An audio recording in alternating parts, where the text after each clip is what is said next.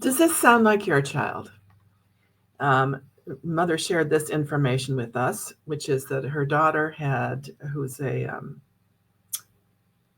middle school student, uh, had a dyslexia screener. So obviously there was a difficulty with reading, and they decided to just check and run a screener uh, for reading issues. And what it suggested that it was difficulties with executive functioning rather than classic dyslexia. And her difficulties with executive function, which particularly working memory, could indicate attention difficulties. So there's a lot mixed up in here. And a lot of times when kids struggle with reading or have difficulty with reading or just don't read as well as we think they should, they're not on grade level, or they seem to struggle with parts of reading. Um, a lot of times, uh, even though we suspect dyslexia, it might not be. It's always good to have a screener if you really suspect that, because that's an important thing to do. But it's often something else. And especially if you've gotten to sixth grade and you're maybe struggling a bit, but you're not really, you're doing okay. So then we talk about executive functioning. And one of the things about executive functioning is that it involves three primary cognitive processes: working memory, inhibitory control, and cognitive flexibility. So in this situation, the mom um, it was suggested to her that there could be problems with working memory and attention. Um, Attention has a lot in common with inhibitory control, because if you can sustain your attention and screen out distractions, you are using that inhibitory control process of your brain to be able to stay on task, to resist the temptation to go pay attention to all those wonderful distracting things that are always all around us. So when we keep in mind that, and we say, well, it could be working memory, which could imply attention, it might, but it might not. So attention and working memory are two different things, and there are different types of attention.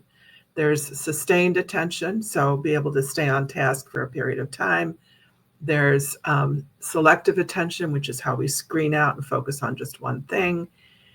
There's flexible attention, so our ability to shift from one thing to the next smoothly without interruption, and divided attention, so our ability to go back and forth really quickly between different activities or different focuses, different thoughts.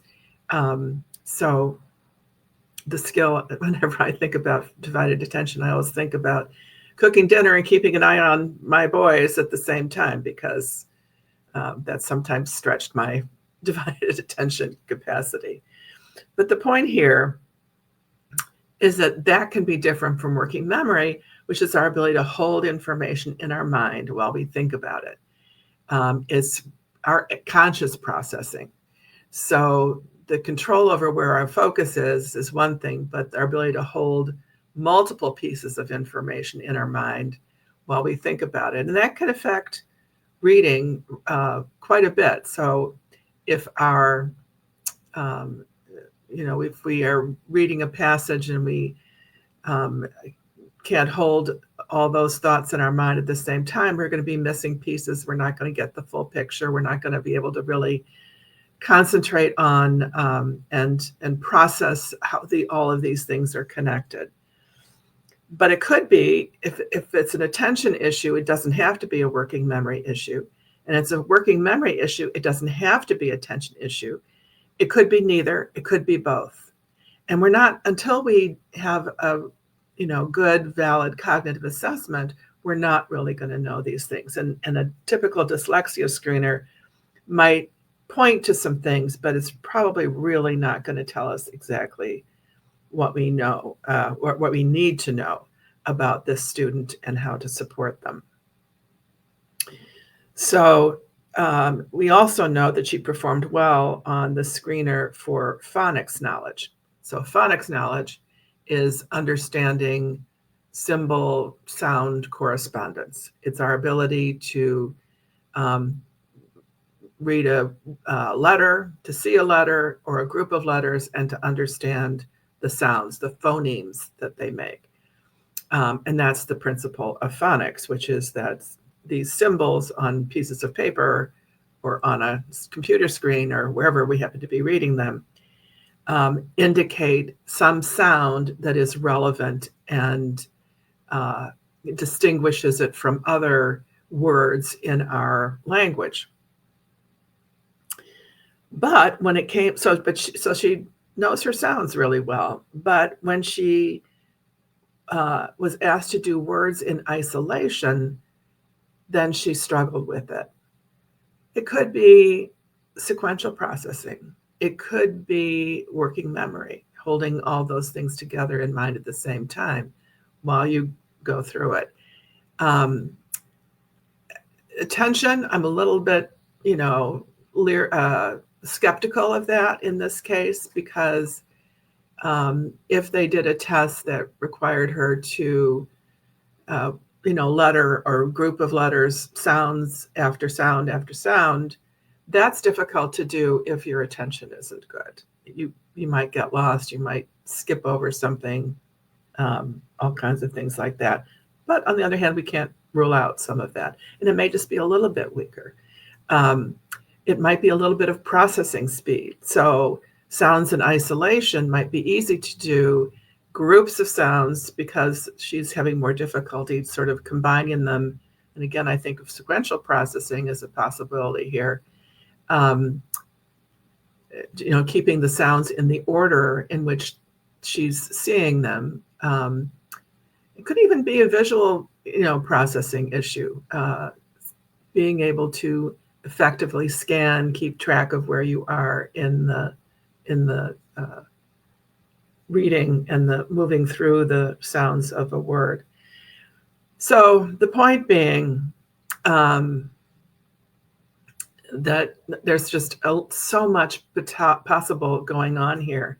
And just because the student didn't get diagnosed with dyslexia doesn't mean that there aren't some underlying issues that are impacting her ability to read as efficiently and accurately and deeply as she probably can if she gets some support and starts to develop some of these cognitive processes to a greater extent. And of course, we know that we can do that today. We know that comprehensive integrated cognitive training. So a bunch of words all together. What does that mean? Comprehensive means that it addresses a broad spectrum of cognitive processes. Integrated means that they are all developed together in combination in a very integrated way. And that's important because if we develop skills in isolation, one at a time, and we think, well, that would be good because we can really strengthen that skill. But that skill then is still used to working in isolation, and our brains don't isolate things. We need to have a whole bunch of processes working together. So if our attention and working memory and visual processing and sequential processing aren't all coordinating, aren't all complementing each other and working in sync, we're still going to have issues potentially and very likely. So,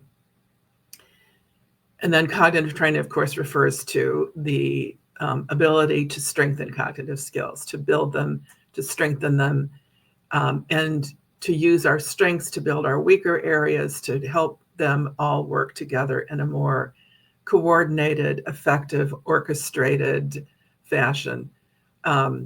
So I'm going to post a link in the comments section to a free training session, free training webinar for parents, where we talk about cognitive skills and we talk about labels like dyslexia and ADHD and autism and learning disabilities, and how those labels, whether they apply or not, don't really tell us.